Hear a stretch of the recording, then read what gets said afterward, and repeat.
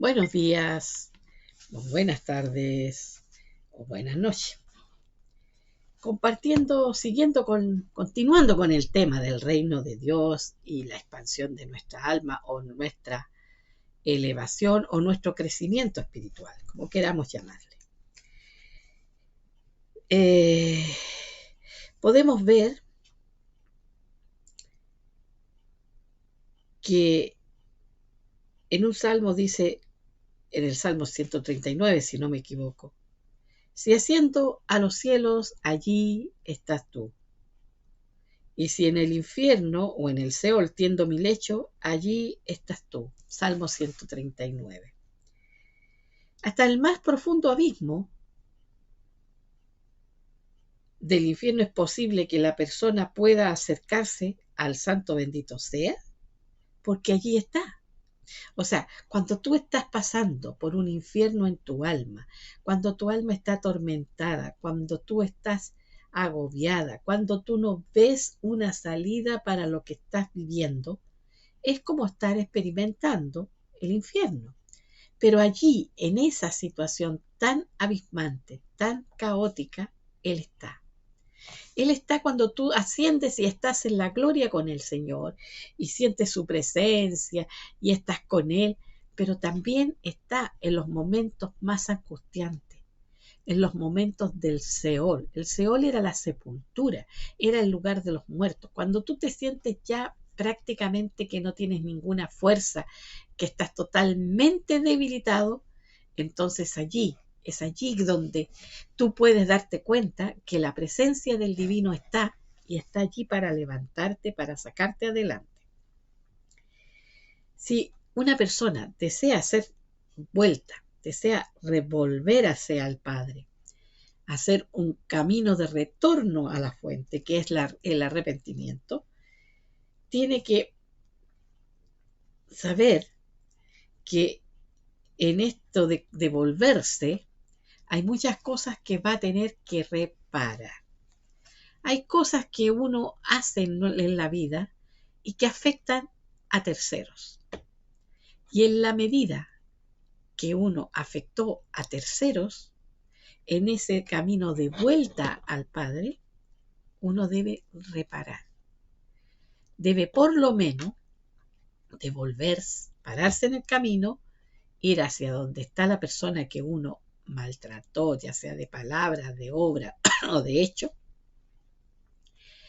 y en la fortaleza del Eterno decirle, he vuelto en sí, me di cuenta que me equivoqué, hice algo indebido contigo, lo que haya sido, hablé mal, te traté mal o no te quise ayudar, lo que sea. Y estoy aquí primero para pedir tu perdón y segundo para reparar. Es cierto que cuando alguien habla mal de otra persona, reparar la honra de la otra persona es lo más difícil que hay. Es como tomar un plumón lleno de plumas, abrirlo y lanzarlo por la ventana. Y después querer volver a hacer el plumón. Lo más probable es que no vas a encontrar todas las plumas. Estas volaron. Y eso pasa cuando alguien habla mal de otra persona. Que el Padre nos ayude y nos libre de hablar mal de alguien. Porque cuando lo hacemos, inmediatamente estamos deshonrando a esa persona. Y si al poco andar te das cuenta que más encima que lo que tú estás diciendo de esta persona es porque lo escuchaste de otra y esa otra de otra y esa otra de otra y al final era falso o no era tanto, no puedes reparar. No puedes reparar. Por más que quieras, no puedes reparar. Porque lo que quedó en la mente de las demás personas de lo que se dijo de ella, queda allí. Por eso que una de las faltas más graves que cometemos es lo que hablamos con nuestra boca. En la escritura dice que la lengua es una espada y que con ella podemos matar. Pero si con ella nosotros vertemos agua dulce cuando alabamos al Padre, no podemos verter agua amarga cuando hablamos mal. Por lo tanto, que nuestra boca aprenda a estar cerrada y no a comentar absolutamente nada de lo que te digan de terceros. todo lo que está fuera de ti, que no tiene que ver con tu vida personal, cállalo. No hables bien ni hables mal. ¿Y por qué no hablar bien? Porque hablar bien y alabar a una persona también puede provocar un mal. ¿Y cuál es ese mal? Que alguien sienta envidia por esa persona y le haga algo. Por lo tanto, que nuestra lengua solamente esté allí para alabar al Padre, para bendecir al Padre, para hablar con respecto a otras cosas, pero no a murmurar. La murmuración, que a veces se disfraza de que yo le conté al hermanito tanto lo que está pasando a la fulanita para que ore por ella, pero al final se transforma en una murmuración y va de boca en boca. ¿Cuántos padres o cuántas madres a veces comentan con compañeros de la misma congregación situaciones de un hijo o de una hija? Y en vez de solamente tenerlo en el corazón y llevarlo delante del Todopoderoso, eso va circulando, circulando y al final llega a los oídos de ese hijo o esa hija que no quiere saber nada con su madre ni con la gente de la congregación y por lo tanto ni con Dios. Hemos hecho tantas cosas mal porque tenemos que aprender a escuchar la voz del Espíritu. La voz del Espíritu siempre está allí y te dice, no, frena, no vayas, no hagas, no hables. Pero nosotros a veces, la gran mayoría, hacemos oídos sordos porque no sabemos conocer esa voz.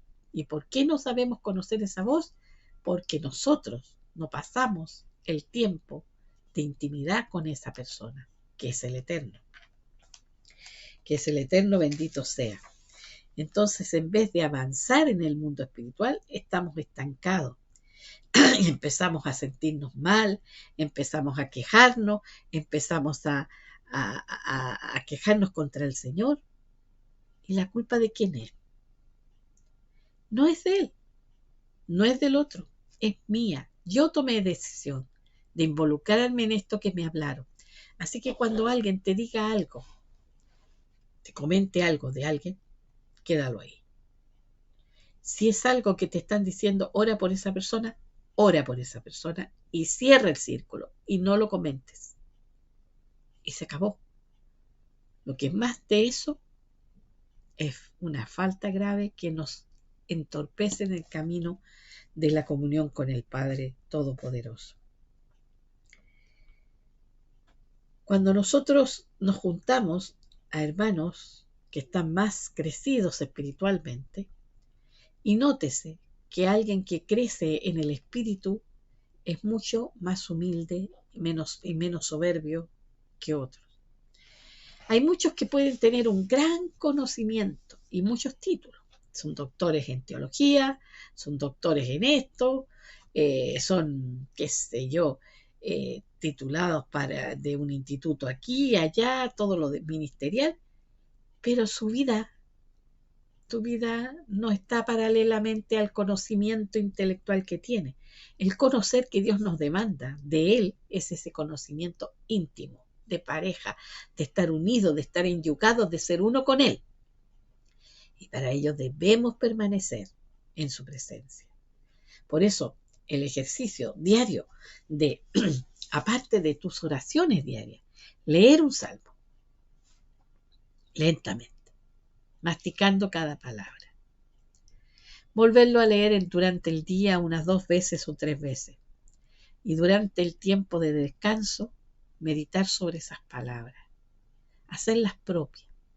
Y al día siguiente, después de tu tiempo personal con el Creador, de tu tiempo de intercesión, toma y vuelve a leer otro salmo y léelo 2 o 3 veces. Verás que al leerlo, esas palabras te van alimentando, te van conformando y te van edificando. Y las meditas. El meditar en la palabra en nuestro corazón es algo muy necesario porque necesitamos que esa palabra que hemos comido tenga todo el proceso gástrico de toda comida que está en un organismo sano para que solamente todos los nutrientes se vayan a donde tienen que irse en el cuerpo. Exactamente es igual con el alimentarse de la palabra del Eterno. Solo es posible que podamos retornar al Eterno si aprendemos a ser expertos en dos caminos. ¿Y cuáles son estos dos caminos? Uno es el camino de andar en el sendero del retorno, de la mano del Santo bendito sea. Él te va a extender su mano para recibirte, tu retorno, tu arrepentimiento, tu vuelta a Él. Y tú vas ahí a encontrar la gloria del Santo bendito sea. Y allí vas a volver a esa unidad con Él. Y el otro camino es que la esencia del Santo bendito sea te va a acercar a su servicio. De esta manera uno glorifica el nombre del Santo bendito sea y es exaltado no solamente aquí en la tierra, sino en los mundos superiores. Solamente ese servicio que nosotros damos al Padre, que es por, digamos, basándonos en esa relación con Él, en esa comunión con Él, cuando Él te dice, quiero que hagas esto, y tú inmediatamente te pones al servicio de Él, y estás tan conectado con Él, siendo tan uno, que es Él el que hace el servicio para sí mismo, para el reino, a través de ti. Él necesita canales de expresión. Lo que necesita el Padre son canales de expresión. Y tú y yo y todos los creyentes somos canales de esa expresión. Para eso hemos sido creados. Nos ha dado de su espíritu y su espíritu está. Ahora, si su espíritu encuentra una apertura en nosotros, va a expresarse, va a obrar y vamos a estar sirviendo, pero sirviendo en el espíritu. En el mundo religioso hay muchos servicios, muchísimos. Pero yo me atrevería a decir que el 99% de ese servicio es un servicio en la carne. Es un edificar con madera, con heno, con hojarasca. Cosa que cuando llegue el momento de probar la obra, de probar ese servicio, se va a quemar. Todo lo que proviene de Él es lo que permanece. Lo que de Él surge es lo que permanece. Toda nuestra propia obra no sirve. Dios no necesita voluntarios. Dios necesita canales que le dejen expresarse. Para eso vino a ser morada en ti y en mí. Somos templo. Cuando estamos juntos, 2 o 3 o 4 más en el nombre de Él, hay un templo, y ese templo tiene que manifestar su gloria. ¿A través de qué? De esas piedras que somos nosotros. Somos templos itinerantes, ambulantes, pero no somos individuos solos, sino que cuando estamos en comunidad se conforma el templo. Cada uno es un templo del Espíritu Santo, porque el Espíritu Santo está. Pero el Espíritu Santo necesita expresarse, a veces individualmente, pero la mayoría de las veces corporativamente, para que se vea su gloria.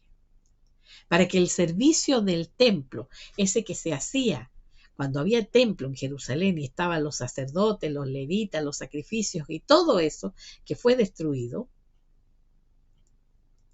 vuelva a hacerse. Y ahora los sacrificios son ¿qué?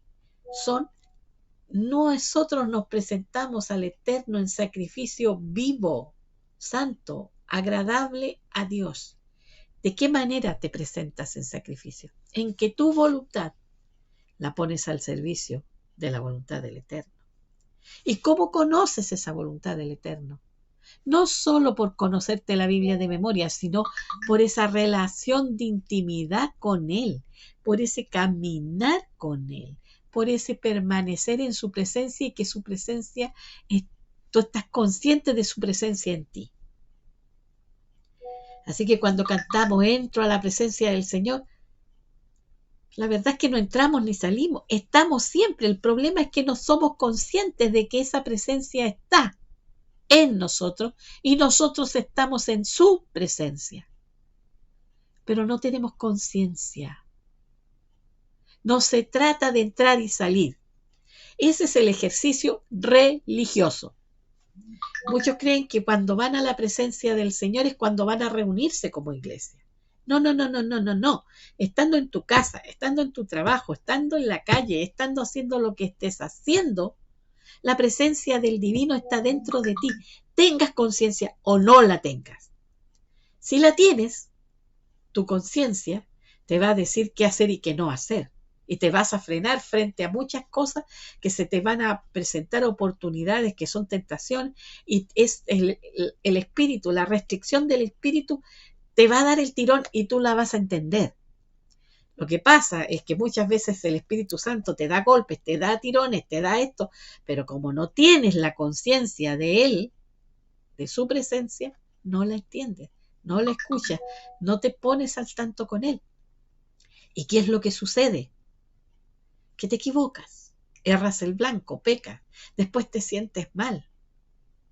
Pero todo se subsanaría si partiéramos por aprender a relacionarnos con el Santo bendito sea que ha venido a hacer morada en ti y en mí, para que cuando nos reunamos como pueblo, como casa, la expresión de su gloria se vea.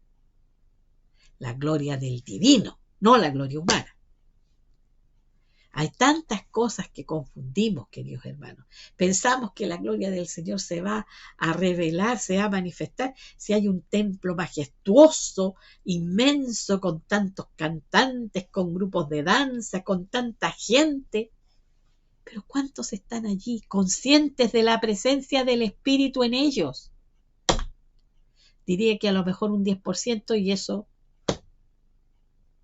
y eso es. ¿Por qué? Porque esos que tienen incluso, que creen que están conscientes de la presencia mientras están allí, salen y salieron de la presencia del Señor, no salieron del local, salieron de la presencia del Señor y continúan su vida sin conciencia de que Dios les mora. Y lo que se trata es de que nosotros tenemos que despertar a aquel que ha venido a ser morada en nosotros, para que Él pueda vivir su vida en nosotros. De esto continuaremos compartiendo. Si les gusta, denle like y compartan. Buen